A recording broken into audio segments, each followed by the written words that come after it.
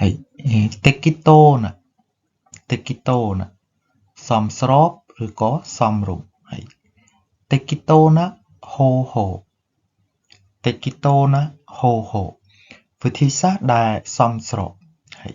វិធីសាស្ត្រដែលសមស្របឬក៏វិធីសាស្ត្រដែលសមរម្យ